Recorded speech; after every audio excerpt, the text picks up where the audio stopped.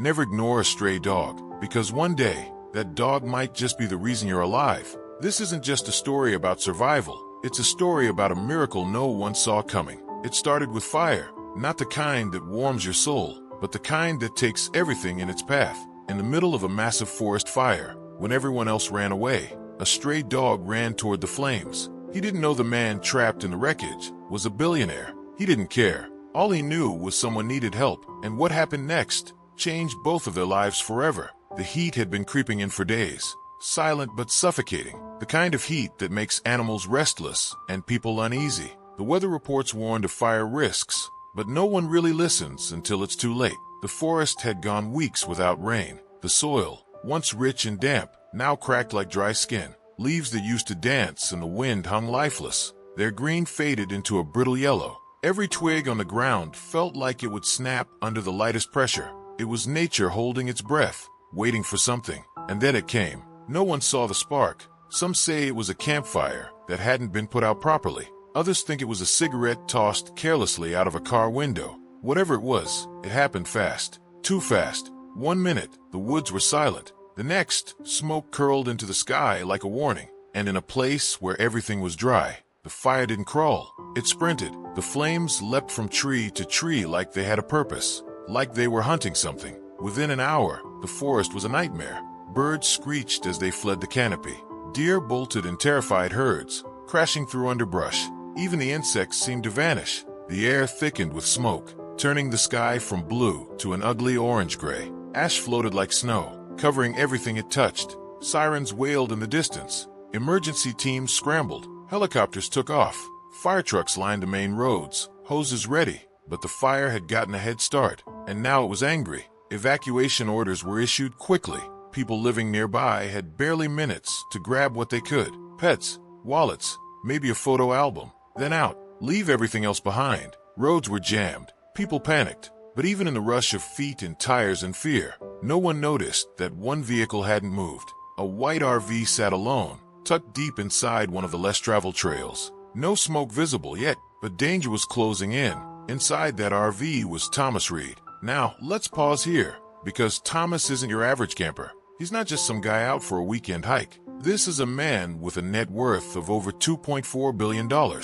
He built one of the fastest-growing software companies in the world. He's been on magazine covers, spoken at global tech summits, and had dinner with presidents. But none of that mattered in that moment, because Thomas had come here not to be seen, but to disappear. He was burnt out, not from the sun, but from life. For the past 2 decades, he'd lived in boardrooms, under artificial lights, pitching ideas, fixing problems, fighting lawsuits, building empires. His name was known around the world, but it had started to feel like a brand, not a person. So when he turned off his phone, left his security team behind, and drove into the forest, it wasn't just a vacation, it was a silent scream for peace. He parked the RV miles from the main road. No signal, no neighbors, no noise, just trees, birdsong, and the sound of his own breath. He stayed there for 2 days, hiking, reading, thinking. On the 3rd morning, he planned to leave, but fate had other plans. The fire had already started when Thomas was brewing his coffee. He didn't smell smoke, didn't see flames. Not yet. By the time he stepped outside and noticed the haze in the sky, it was already too late. The wind had shifted. Fire doesn't ask permission. It doesn't warn you. It just takes. Thomas tried to start the RV, but it wouldn't move. The engine coughed, then died. Later investigations would reveal a snapped fuel line, probably from the rough terrain he'd driven through. But in the moment, all Thomas knew was panic. He grabbed his bag, tried to run, but the smoke came faster than he did. He was coughing, eyes burning, lungs screaming. He stumbled, fell, and that's when it happened. He hit his head on a fallen branch.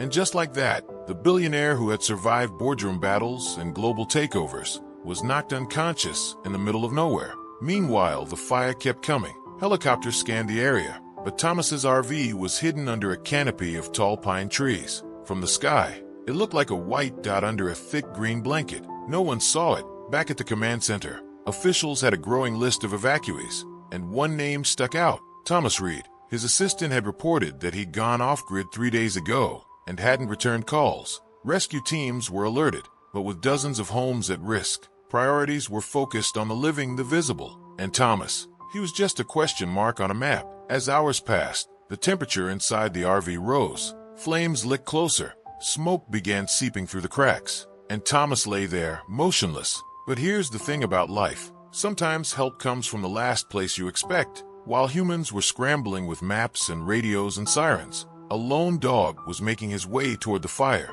He had no name, no owner, just ribs showing through his fur and a limp from an old injury. He'd been surviving on instinct for months, stealing food from trash bins, drinking rainwater. Most people saw him as a nuisance. Some even kicked at him when he came too close. But now, he was the only one moving toward danger. He didn't know the man inside the RV was a billionaire. He didn't know anything about money or power. All he knew was something was wrong. The smell of smoke filled his nose, and underneath it, something else. A human, hurt, alone. He followed the scent, step by cautious step, dodging fallen branches, navigating burning patches of ground. Every part of his body screamed to turn back, but he didn't. That's the thing about animals. They don't always run from pain. Sometimes they run toward it. He reached the RV as embers began falling like tiny red stars. He barked, once, twice, louder. Inside, Thomas stirred. He didn't know where he was. His head throbbed, his lungs burned, but he heard something, a bark. Again, he dragged himself toward the window, using whatever strength he had left. He saw a blur, a shape through the smoke. A dog. It didn't make sense. Nothing did. But that bark, it was real. Outside, the dog kept barking, clawing at the door, whining, refusing to leave. That's when a helicopter team, doing a final sweep, picked up movement. It wasn't the RV they noticed. It was the dog, a single animal, standing in open space. Looking up at them, they hovered lower, saw the wreckage, saw Thomas. Radio calls flew. Within minutes, boots hit the ground. Rescue workers smashed the RV door, pulled Thomas out. The dog stayed back, eyes fixed on them, like he wasn't done yet. They loaded Thomas into the chopper. He was breathing, but barely. When the pilot asked, "What about the dog?" One rescuer said, "He led us here. We're not leaving without him." But when they turned to grab him, he was gone.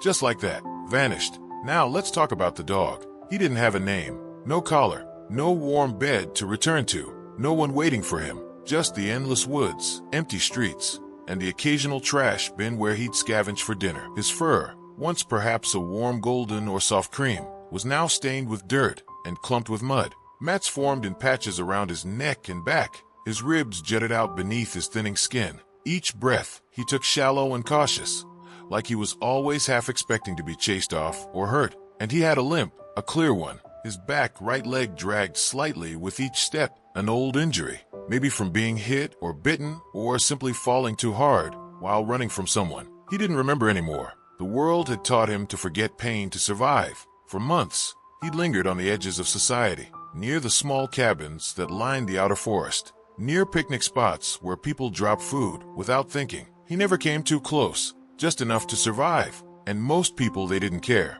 They saw him as a nuisance, a reminder of something unfixable. Some kids tried to throw stones at him once. A man in a truck nearly swerved into him on purpose. The dog had learned the rules. Stay unseen, stay quiet, stay alive. But that day, everything changed. That day, he didn't stay quiet. That day, he saw something no one else did. A thin gray column of smoke rising in the wrong direction. He was used to campfires, but this wasn't that. This smoke was faster, meaner. It twisted in the wind like it had claws. And the sound, it was different too. He heard animals screaming, birds flapping violently out of trees, squirrels chittering in panic, even the low groans of deer in the distance. And beneath all of that, a human voice. Faint, strained, like someone trying to scream, but barely able to whisper. The dog froze. His ears perked. Then he ran, well limped, but he moved fast, faster than he had in months, through underbrush, over fallen logs, across cracked paths, scorched by heat.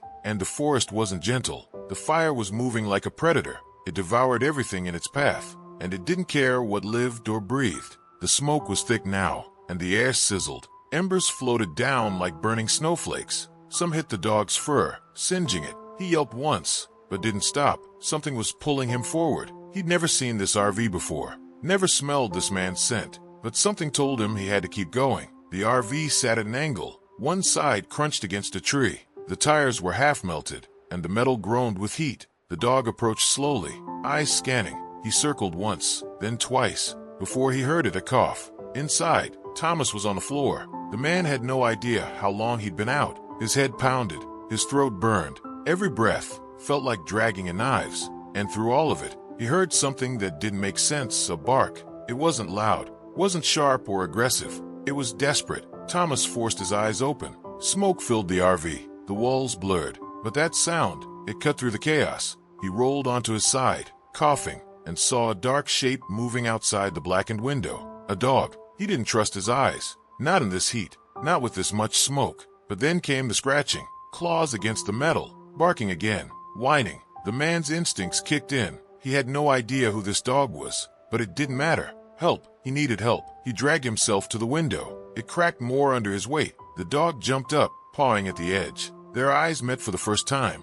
Brief, blurry, but unforgettable. And just then, as if guided by fate, a rescue chopper passed overhead. The dog turned and barked toward the sky, louder this time, furious, like he was demanding someone pay attention. One of the rescue workers glanced down. He spotted the movement. A single dog, standing next to a wrecked RV. Then another figure, barely moving. The chopper circled. Radio chatter lit up. They dropped a flare, signaling location. Within minutes, a ground team was dispatched. Time was running out, but the dog wouldn't leave. He paced, barked, snarled at the smoke, scratched the RV door again. When the crew finally arrived, they didn't believe what they saw. A stray mutt, ribs showing, coat scorched, eyes filled with something no one could describe, standing guard. They pulled Thomas from the wreck. His pulse was weak, but steady. One of the medics reached for the dog, but he backed away. He didn't bark now, just stared. By the time they looked up again, he was gone, into the trees, limping, but faster than before, as if his job was done. But the story doesn't end there. Thomas survived, barely. Smoke inhalation, concussion, broken wrist. He spent weeks in the hospital, followed by months in recovery. His face was on the news again, but this time, not for tech or business. Billionaire saved by mystery dog in wildfire miracle, read one headline. Everyone wanted to know, who was the dog? Where did he go? Search parties were sent. Drones flew over the forest. Animal rescue teams set up food stations. But nothing, not a single sighting. It was like he'd vanished into thin air. And yet, Thomas couldn't let it go. He owed his life to that dog. Not to tech, not to money, not to medicine. A stray, forgotten by the world, saved him when no one else could. Thomas's recovery became more than just physical. Something inside him had shifted. The near-death experience stripped away the layers